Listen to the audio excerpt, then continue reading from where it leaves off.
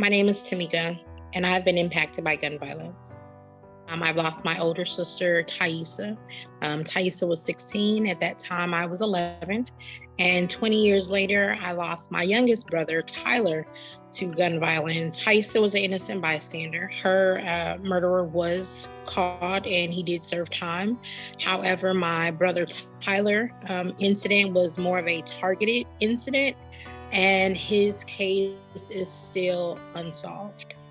What makes me upset about his case is, and like many cases, is that there were red flags leading up to his murder. That night, I feel the entire system failed my brother. The bottom line is accountability. I feel that night, across the board, the system lacked the accountability to preserve my brother's life. When I lost my sister, I didn't just lose my sister. Part of that, I lost my mother as well. I was 11 when that happened. And I am blessed that during that time, I had a strong circle of individuals to love me. My attitude was to stay as active as possible, whether it's in school, whether it's working, to keep busy so that, I would be less of a problem for her because she went through so much. However, she also was now a mother that was parenting out of fear. Have had to have very hard, harsh conversations, but she was always a good mother. I personally think a lot of the incidents that are occurring, the shootings and the murders, a lot of them is because they're built up emotions, and a lot of these young people do not know how to work through and positive, find resolutions to their problems, and they're exerting this energy out here into society, into the world, and it's coming out negative. Have been to counseling throughout the years, and I do recommend it for people because it does help. It helps you put things in perspective. Mourning is not something that you do over a 12-week time period under FMLA. It is something that is possibly can affect and impact your life for the rest of your life. My children was the similar age that I was.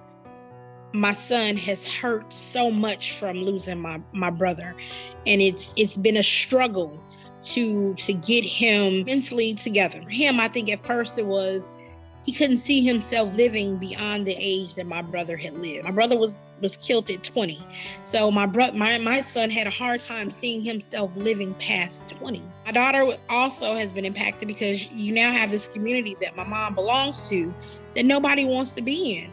Who wants to be around discussions about death all the time? So I had to, give my kids the option to, hey, you don't have to attend this march today. You don't have to attend this event today. You're more than welcome to come.